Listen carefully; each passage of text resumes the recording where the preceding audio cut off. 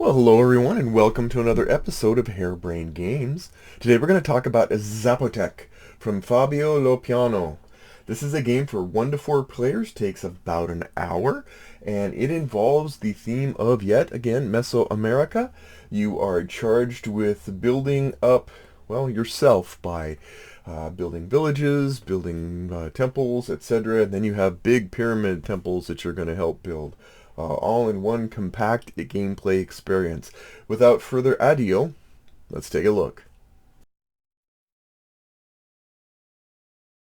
Okay, let's talk about what comes in Zapotec by Fabio Lopiano. Lopiano.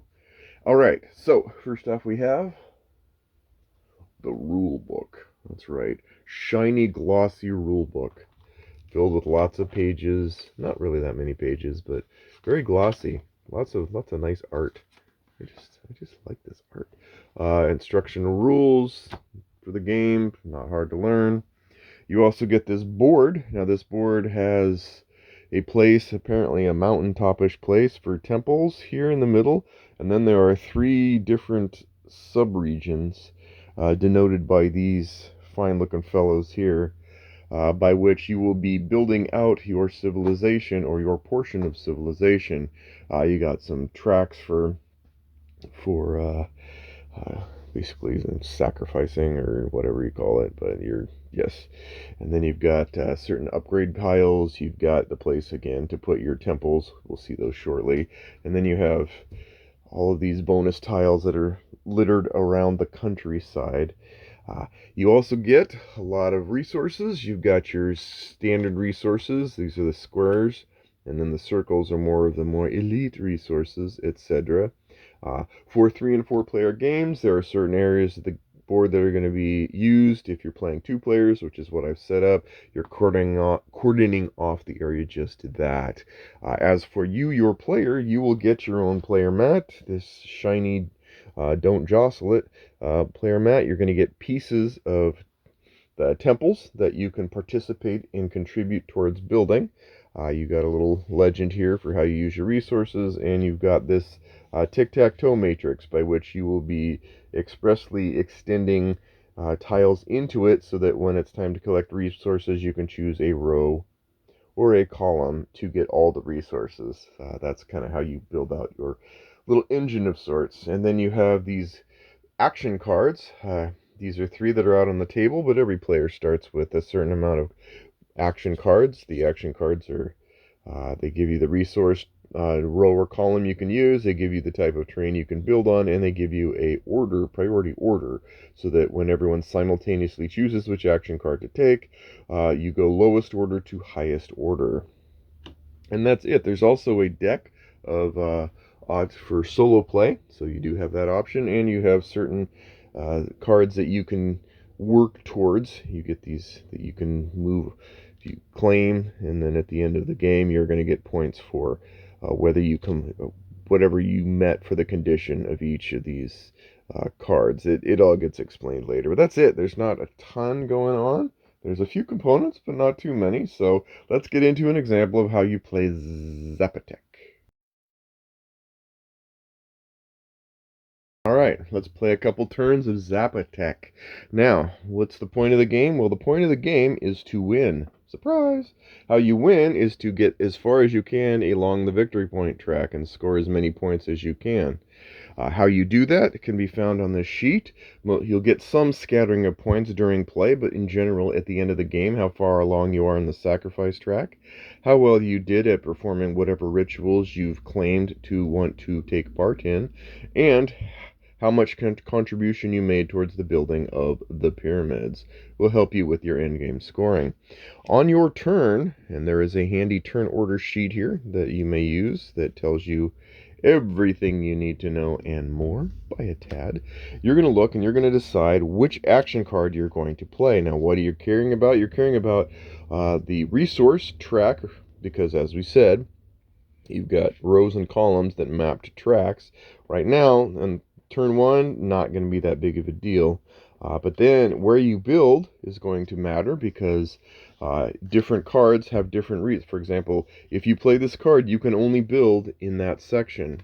However, there are other cards. If you play this card, you can build on any of the 3 areas, but you can only build in the rustic red dirt section, etc. And then at the bottom is of course, the number that tells you what order you're going to go in.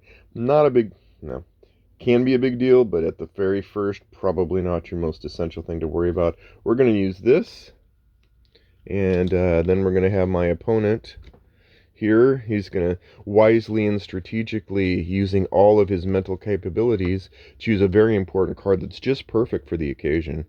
And everything's placed face down.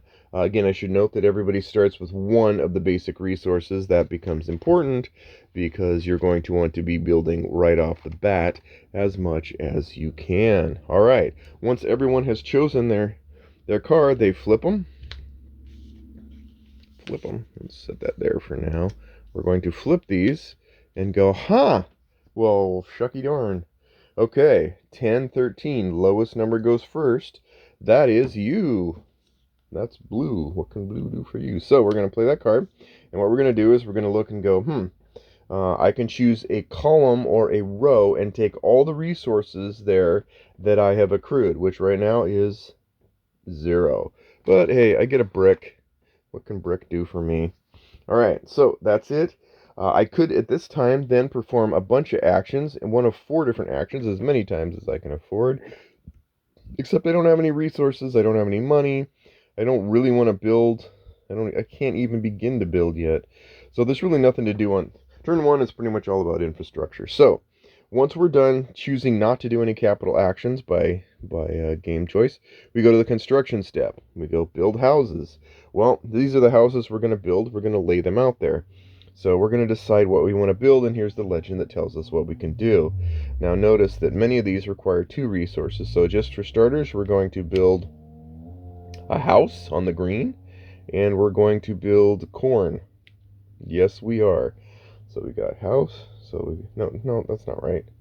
We're going to build a temple. That's the only way we can do it, because we need brick and stone, brick and wood. So with that, we can take 2 of our houses, and based on the limits here, the limits are we can only build in this area here, in the clay area. But that's actually good. We'll find out why shortly. We then can go, okay, I need to build myself a temple, so I'm going to build a temple here and set that there for now. And then I'm going to build myself a greenhouse. Do I want to build here? Do I not? Some of these, for example, here's something that I can do. This is to show you. You're going to get, if I claim this, or I'm one of the players that can claim this, then I'm going to get 6 victory points for every set of 3 buildings with the same region, but different terrain. Well, that's not going to help me now because I have to build on the same terrain. So I'm going to go ahead and just build. Nope, it's got to be there. We're going to do this. All right, so I've just built 2 buildings. Now, how is that cool? Well, now I have these 2 tiles, and I get to choose where to place them on my tic-tac-toe matrix. So I'm going to go. I go here. And a lot of this, you'd be looking at your cards going, you know what? Resource-wise, I think we're good. I'm going to put this in the middle. I'm going to put this. Let me put this here, right there. And since I get a jolly green priestess. All right, so I have built my 2 buildings. I'm out of resources. There's not much else I can do. There's nothing else I can do. Now I score the current round's bonus card. Now, what is the bonus card? There's always a card here, and it's a bonus, where at the end of your turn, if you build, you get points for every, globally, for whatever it says you get points for. In this case, all of my buildings that are on this sort of clay, dirt, are going to get 2 victory points. 2, 4. La! All right, look at that. That's why I liked building there. All right, and then I draw a new action card. So I can take one of these action cards. We'll take this one, and that goes into my hand. So I'm always going to have the 6 cards. And then, yeah.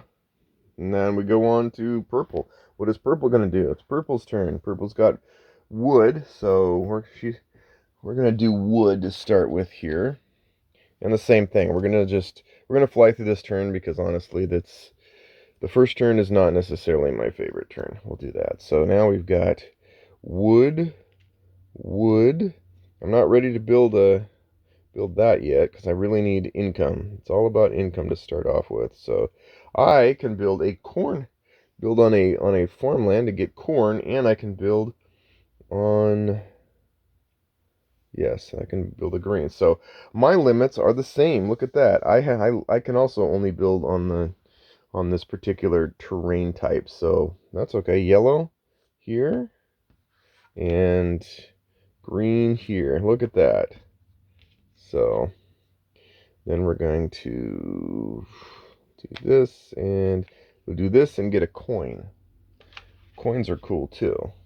All right, and there we go. We're just going to set these resources aside and keep them nearby for use, but they're used, they're expended, we don't get them anymore. That's what happens when you have currency. All right, so that's it, except for I'm going to grab this card. Okay, we are done with round 1. So what do? Well, this card becomes the next card. The cards we used get combined with these, and now we start the next round. It's that simple, Charlie. It's that stinking simple. All right, now we're going to get some action going. Now we're going to pick cards again, pick our secret cards. We're only going to do this a little bit more because the turns generally, at least in the early part, get a little boring. Okay, we're going to do this. Yes, so we're going to do that. Secret sauce, random card of joy. All right, so what do we got? We got stone, building in the jungle, and 12. We got wood, building on the mountains area, and 11. So once again, blue's going to go first. Now wood, look at what we've got now. We've got a little bit better situation than we had. We get wood, and we get stone, and we get coin. Look at that. Look at where we're at. Awesome sauce. So we've done that. We've got our resources. Now we can do something with it. Now this coin is powerful and mighty. Why? Because it can do things. Let me tell you what it can do. We can now do trade actions. For example, if we were to, we could do this. Well, we could build a temple, but we're not going to because, well, we don't, the requirements for this to be able to place a token here to try and claim one of these is that you have to have as many temple sections built as these that you're going to try and claim. So that's a little bit of a weird one. But you can buy something. Up here, I can buy one of these, and these are one-time uses, and I'm going to go ahead and do that. I'm going to pay a coin, and I'm going to grab this because I think this is going to be cool to me. It's a one-shot, so I'm just going to automatically get the resources. And look at that, I'm back in business. Now I can do some building, kind of boost my economy for using that. Okay, so there we go. So again, I can now build, look at that. I can build all kinds of things. So let's say we want to build more corn. So now we can put our houses on 2 corn, our limit being it has to be on the mountains. So we can put one here, and we can put one here. Encroaching. Okay, now we just place it where we want, place it here, get a coin. Look at that. Look at that. So we're really beefed up our economy quite a bit because now in future turns we can look for ways to maximize our resources here with wood particularly and benefit greatly. So good to know. Then after we've constructed, we score. I built one here, so I get 2 points. And then I draw one of these cards. And this is really the whole extent of the turn right there. Here, we're going to look at and go, oh, well, I have stone. Well, that was a stupid move. Let's pretend I didn't. Anyway, so rather than continue on, I'm just going to tell you some of the things you can do and why. We're just going to break with the turn order here. So what can I do? When you have the Jolly Green Priestesses and you collect those, That becomes important when it's time to build the temple piece, because if you have that and you have any of these three resources and you give them up, you can begin building on a temple. And the first thing you do there is you take the biggest piece you have. You always have to use the biggest piece, and then you have to place it wherever on one of these two slots. If someone else had built there, that's okay too. You can just contribute to an existing one all the way up until you've built all three sections of it. Completed temples are worth points for the people who contributed to them. You also take one of these tiles and you place it here. That means that this temple will give you points for each section you have. You will get points for every house you have on that terrain type. So it kind of compounds itself. You've just got there's a lot of stuff swirling around. But over time, as you're building this temple and then you finish it up, there's points to be had at the end of the game for that. Of your choosing. And again, when you have tiles, if you had coinage and we wanted to spend it on a tile, we could have 2 coins gives you these bonuses, 3 coins gives you these. Obviously, the first row are pretty much just, hey, have a few resources. You're just trading coin for resources. These give you each round, each turn that you take. You can flip them over, use them, and flip them over. So these give you sort of recurring benefits, and these tend to be pretty potent and pretty powerful. Like this limit. This basically makes it so that whenever you're building on a, once when you can pay a brick and build a building on this terrain type without having to pay the additional costs. This is a constant one that says that when you're building on the temple space, you never have to pay the stone. It all comes up. So that's powerful. And again, we have these where since I built 2 sections, I'm allowed to give up a Jolly Green Priestess and a coin. Coin being every other player, you have to pay 1 for each existing opponent that already has claimed that. But you pay the cost, and then you can place it there so that at the end of the game you can look and go, how many points do I get up to a maximum? So there's that going on. And also there's the sacrifice track here. That one's pretty easy. That one is you pay your priest cost plus corn, and you can go up the track as many corn as you've actually committed. So if I gave all 5, it'd be 1, 2, 3, 4, 5, and you get everything up to that, every bonus on the way. That can be as simple as a victory point, simple as a resource, or a benefit to reduced costs for grabbing these trade tiles. So here is pretty mighty. This means you can grab any tile there for a single coin, and then you make your way up, etc. At the end of the game, whoever's highest up on the track is going to get 9 points. Second up, it's going to be 6 points as long as you at least make it here, etc., etc. So that's really it. You're going to play 5 rounds of this. It's pretty much the same thing all 5 rounds. When you're done, you count the points, and there you go. Bing, bing, bang, bang, you're done. So that's what I got for you. Let's go talk about Zapotec and see what I think about it in the end. Okay, final thoughts on Zapotec. All right, first off, let's talk about the cons, because I always like to talk about the cons, and then I like to talk about the pros, and I need that box. Okay, first off, let's talk about the cons.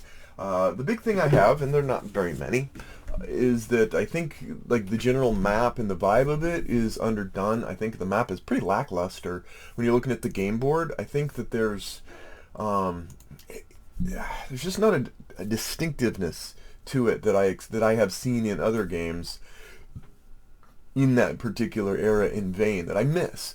In some ways, the map looks like someone basically, melted Texas and put it in the middle of a kaleidoscope. That's about how it feels to me. I don't feel connected to it. It's, I'm sure the artists or whoever drew it had kind of ideas on what it should be, and I understand that the different landscapes matter and whatever, but it just doesn't inspire me or anything. And again, I have to compare this against the backdrop of other games that have, like, Tiantinshu, Teotihuacan, Teknu, Gugan. I mean, all of these have intricate details and just that almost kind of tell the story of the civilization at the time. This has none of that. Now, it's fine in its information presentation. It's got some nice helpers, sections of the game board to tell you what to do and what to do, and and how to pay for stuff and all that. But overall, the overall vibe is just nondescript.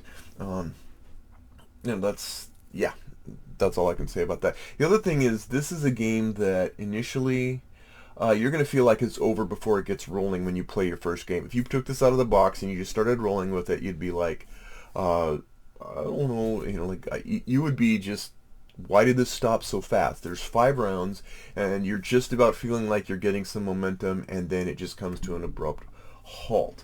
Now it's sort of that feeling like when you're a kid at the fair and you're waiting your turn to go on a ride, and it seems like everyone's having it's going on, and then you get to your turn and they lock you in there and they spin you around a couple times around the track and then let you off, and you feel like robbed. Like, what? Like, I did all of this just to get there? Yeah, so that's kind of fun. Now, to be fair, as you play this game more, you will realize ways to address this and adopt the proper mindset for it. There's a two-pronged reality check that goes here. One is that this game, like Agricola and other ones, is not designed to have you finish everything. You're not going to see your puzzle get created and all the pieces put in place. In fact, partial success is often the only kind of success you're going to achieve on certain things, like your tic-tac-toe board. Clever as it is, you could make it a point to master just dumping resources in and filling it out, I guess. But in general, you're not going to see that get completed. You're not going to go all the way up the different tracks. Pyramids are not always going to get completed. Things are going to be left in an unfinished state, and you're going to be like, who got the most victory points in all the stuff that's currently in motion? And if that bothers you, you're not going to like this game. You're not going to feel a sense of completion. Even the games like Seven Wonders, for example, you don't have to complete the wonder, but there are people there who even if I win, I don't feel right unless I complete my wonder. It's kind of there for me. If that's the kind of completionist bench you are, not going to be for you. The other thing is that the game is intended this way. It's not intended to be a choose and complete your own adventure kind of game. That's not how it rolls. It's going to be a mindset that says, well, really, you have to focus your first turn or two very much more than it lets on, that it might give the impression that you need to. Your first 2 boring turns are going to be sort of setting up the stage and establishing a solid situation where you can maximize the last 3 turns to be able to do the most you can in the different places with the way the board is configured and how your opponents are moving along. So that's something to consider. Both of those things. So that's really it for the cons. There are not many. Let's get into the pros. This is a nice, neat package with nothing really awry. There aren't any gaping flaws or stuff. It's a prim, proper schoolmarm on the subway with not a hair, a thread, or her hat out of place. So I mean, you're not going to find a lot of problems with that. You're not going to see any glaring flaws. So that's a good thing. There's also personally, the solo mode I actually like better than the multiplayer, to be honest. I think it's as interesting to me. I like the challenge of it. It's simple to roll through and do the solo mode. There's no epic flowcharts. There's nothing fancy. I mean, yes, it's simple, but it's also a nice, effective little way to create the puzzle that is Zapotec. And there is something to be said for a Meso-American themed game that doesn't have 1,000 pieces and a Yellow Pages size rulebook. So credit for that. So yeah. So let's go over my final simple thoughts of Zapotec. So I've played a few games of it now, and it does slowly grow on me. It does. I mean, there's a kind of a smooth, like, yeah, I get it. I'm playing with in a group. I played 1, 2, and 4 several times with it, just kind of give it its paces, and yeah, it slowly grew on me. Now, Zapotec. The thing that I come back to is like, why are you here, Zapotec? Just why are you here? Who are you for? Why do I need you? Because the reality is, and this is as curious as it gets, and it's going to sound harsh, but like, why, it's like your friend comes over and he just sits around and you're like, why are you here? Well, there's a comfort to that. There's nothing new under the sun of Zapotec. There's nothing innovative, nothing noteworthy, nothing special, nothing mind-blowing. Um, of all the Mesoamerican style games that I have up the wazoo, they all do something that that if I saw the name and I pictured it in my mind, I would know that there's something unique about them that I can recall as I'm playing them. Zapotec is like one of Del Griffith's stories. It has none of that. And yet, doggone it, I like it. I can zone out and play it. I can, like me, like shuffling the resources, mindlessly meandering along the several advancement tracks, not too mindlessly. I mean, I can almost play it without even realizing I played it, and then when I'm done, I won't remember much about it at all, but I will remember that I had a good, relaxing time, with the caveat being that you still have to focus on the first, from the get-go. So there's not a shallow on-ramp to just roll around. So keep that in mind. But that said, I would say that Zapotec, well, there's a game that aspires to a similar level of sort of compact engine building in 4 rounds instead of 5 that I think is much more worthy of acclaim, and that is Furnace. Given the two, playing with others, I would almost always pick Furnace because it's similarly in 45 minutes. It's got, it packs a punch of engine building, point scoring concepts wrapped up in a clever gearhead-like vibe, and it pulls it off better in my mind. But there's no solo mode in Furnace, and so for that, I would definitely go back to Zapotec. I think that fits. So the Zapotec, should you get it? Well, 4 out of 5 doctors suggest Zapotec for people who don't have any Mesoamerican games on their shelves at this time. Now, side effects might include mild enjoyment, sudden itching towards buying more Mesoamerican games, lactating shins, and the occasional bout of death. But now, it's now available over the counter, so ask your doctor if Zapotec is right for you. Thanks again, and we'll see you next time on Harebrained Games.